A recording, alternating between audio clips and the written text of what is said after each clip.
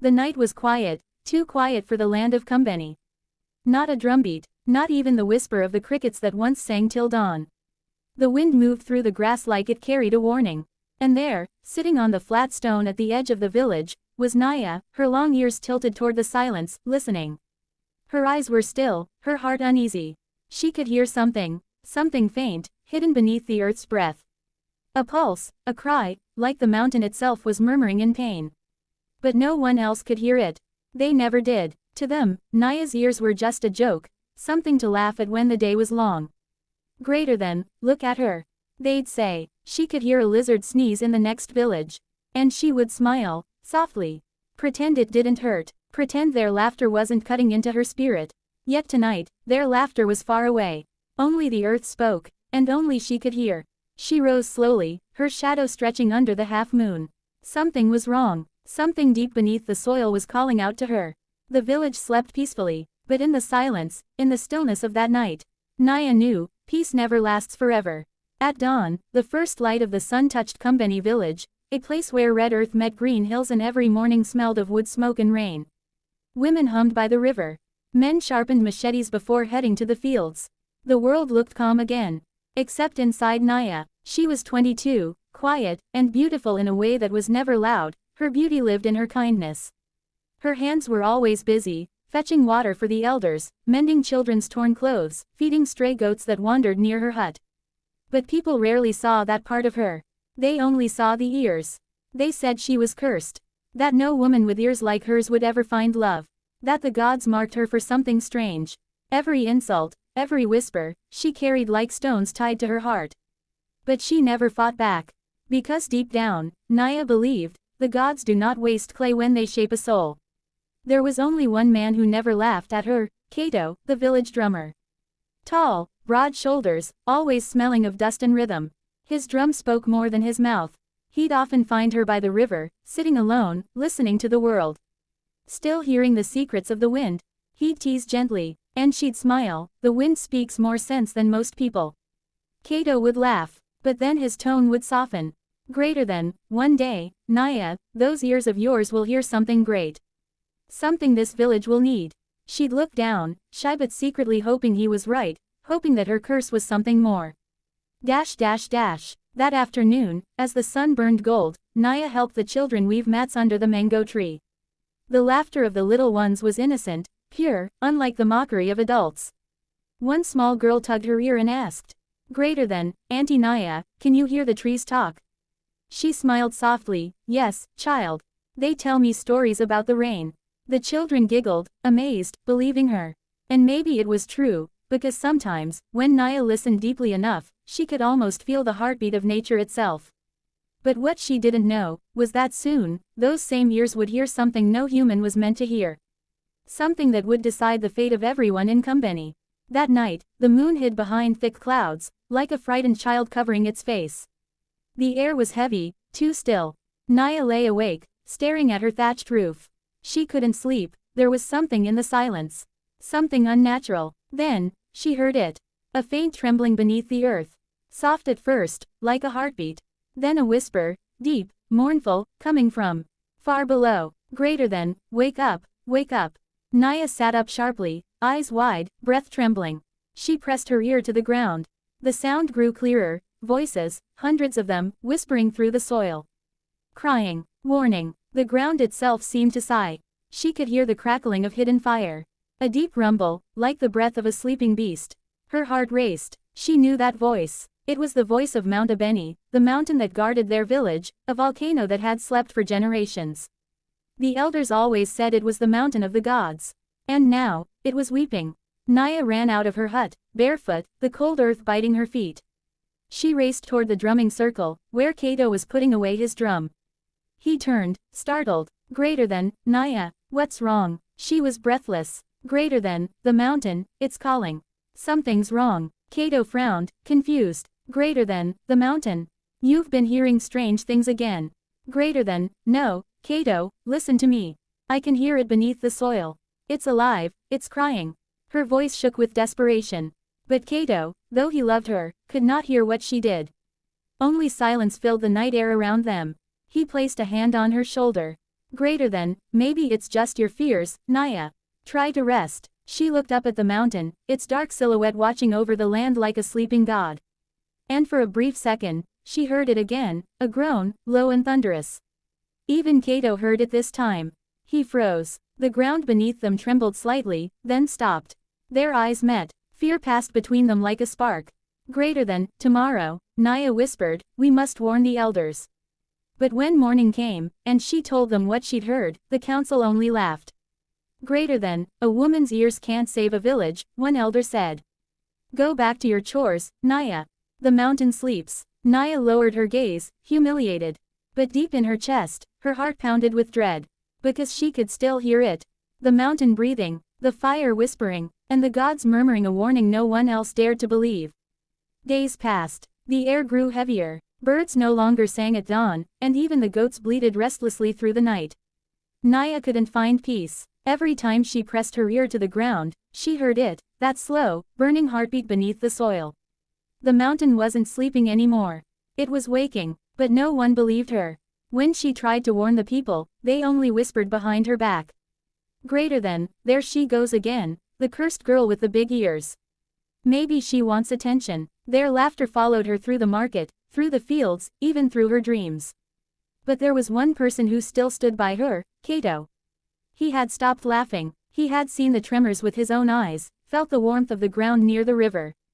Still, he didn't know how to convince the elders. That evening, they sat by the edge of the village, watching the sun drown behind Mount Abeni. The sky was strange, painted orange and gray, like fire hiding behind clouds.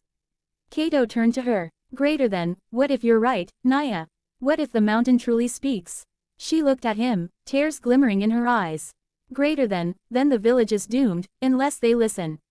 He placed his hand over hers. Greater than, then I will listen. Tell me what you hear. She closed her eyes, pressed her ear to the ground. The whispers were clearer now, desperate, frantic. Greater than, leave before the fire rises. Her voice trembled as she repeated the words aloud. Greater than, it says we must go. Before the fire comes for us. Kato swallowed hard. Greater than, then we'll go to the elders again. Together. The next morning, the two stood before the council. The old men sat in their carved wooden chairs, faces like stone. Greater than, great elders, Naya began softly, the gods are warning us through the mountain. We must move the people to the lowlands. They exchanged glances, half amusement, half irritation. Greater than, you shame us, girl, one snapped. You think the gods speak to a woman through her ears. You bring fear where there is none. Kato stepped forward. Greater than, she speaks truth. I heard the tremor myself. Greater than, tremors come and go, another elder said. The mountain has slept for centuries. Do not let a woman's imagination bring chaos to Kumbeni. The words stung, but worse than their laughter was the pity in their eyes, the same pity she'd carried since childhood. She bowed her head, silent tears falling onto the dusty floor. Then one old woman in the corner, Grandmother Mabel, the village's oldest seer, raised her head slowly. Her voice cracked with age. Greater than, the girl is not cursed, she murmured. The gods speak through strange vessels. The ears are doors, some are closed, some are open. Hers are wide. The council grew uneasy. Mabel's prophecies were never ignored. Greater than, if she says the mountain speaks, the old woman continued, then the mountain must be restless. Still, the chief refused to act. Greater than, we will not move our people because of fear. Let the gods prove themselves if they wish. That night, as thunder rumbled over distant hills, Kato found Naya sitting by the riverbank, staring at her reflection. Greater than, maybe I should stop trying, she whispered. Maybe I should let them burn. Greater than, no, Kato said firmly. You've always heard what others can't. Don't let their blindness silence you. He took her face in his hands. Greater than, you're not cursed, Naya. You're chosen. Their eyes locked, and in that moment, the world fell quiet. Only the wind spoke, brushing against their skin like an unseen blessing. Then, the earth shook again. The water rippled violently. From deep within the mountain, a roar rolled across the land, so loud it silenced even the night. The air smelled of sulfur. The drums of Kumbeni stopped mid-beat. People ran from their huts, shouting. Children cried. Even the elders stood frozen, faces pale with terror. Greater than, it's starting, Naya whispered, clutching Kato's arm. I told them, I told them this day would come. The mountain glowed faintly red at its peak, smoke rising like the breath of an angry god. And in that moment, everyone turned toward the woman they once mocked, the one with the ears that heard beyond the living. The night sky turned red. Smoke coiled from Mount Abeni like a serpent uncoiling after centuries of sleep. A low, thunderous growl echoed across the valley, deep and ancient. Villagers screamed, clutching their children. The goats broke their ropes. The drums fell silent, and there, in the center of the chaos, stood Naya. The same woman they had mocked. The one they had called cursed. Now, every face turned toward her in fear and desperate hope. Greater than, tell us, Naya. Someone cried. What must we do? Her ears were twitching, trembling like leaves in the wind. She dropped to her knees, pressing her palms and her ear against the trembling ground. At first, she heard only chaos, rumbling earth, cracking stones, crying voices. Then beneath it all, she heard a pattern. A rhythm, a voice, powerful, echoing from the core of the mountain. Greater than, go to the valley of wind. Follow the river's song. Hurry, before the red breath reaches you. She rose sharply. Greater than, everyone, we must move to the valley of wind. The river will guide us to safety. Some hesitated, staring at the furious glow atop the mountain. Then Cato stepped forward, his drum slung across his shoulder. Greater than, you heard her. Follow Naya. He struck his drum, one loud, commanding beat that echoed through the night. Then another. Then another. The villagers began to move, men carrying children, women holding baskets of food, elders leaning on sticks. The rhythm of Cato's drum became their heartbeat, their signal to run. Naya ran ahead, her ears tuned to every tremor, every whisper of danger beneath the ground. When the earth shook violently, she'd shout. Greater than, left, go left, the ground will split there. When the smoke thickened, she'd lead them downwind, toward clearer air. Every step she took was guided by the mountain's voice. The same voice no one else could hear. Behind them, the sky exploded. Flames burst from Mount Abeni's peak, painting the heavens orange. Ash rained down like cursed snow. Yet through the chaos, Naya never faltered. Cato stayed by her side, his drum beating louder and faster, keeping courage alive. When they reached the valley of wind, Naya dropped to her knees again. She listened, the mountain's voice had softened. It sighed, like a beast going back to sleep. She turned to the villagers. Greater than, we're safe here. The fire will not reach this place. Moments later, a thunderous roar shook the land. A wall of fire swept across the plains, destroying everything in its path, stopping just short of the valley. The river rose in waves, cooling the edges of the flames, protecting the people who had listened. The villagers fell silent, tears rolled down their faces as they watched their homes burn, but their lives were spared. One child whispered, greater than, Auntie Naya saved us. And soon the chant began, soft at first, then louder. Greater than, Naya, Naya, the woman who heard the gods. Cato turned to her, eyes shining. Greater than, they mocked your ears once, but now, they will build statues for them. Naya smiled through her tears. Greater than, I didn't save them, Cato. The gods did. I only listened. He took her hands gently. Greater than, then may I be the man who listens to you, for the rest of my life. Her heart trembled, not from fear this time, but from love. As dawn broke, the mountain stood quiet again, smoke fading into the golden morning. The villagers knelt and gave thanks, not just to the gods, but to the woman who had heard them when no one else would. That day, Kumbeni village was rebuilt in the Valley of Wind. And at its center, they raised a small statue of a woman with wide, listening ears, carved from the same stone that once shook beneath her feet. They called her Naya the listener, the one whose ears saved 1,000 souls. And every time the wind passed through the valley, it whispered her name. Softly, lovingly, Naya, Naya. Weeks passed. The valley that once trembled with fear now shimmered under new sunlight. Green began to return, first the grass, then the trees, and then laughter. The people of Kumbeni had lost much, but they had found something greater, faith. Every morning, they'd see Naya sitting by the riverside, her reflection rippling in the water, calm, thoughtful, almost divine.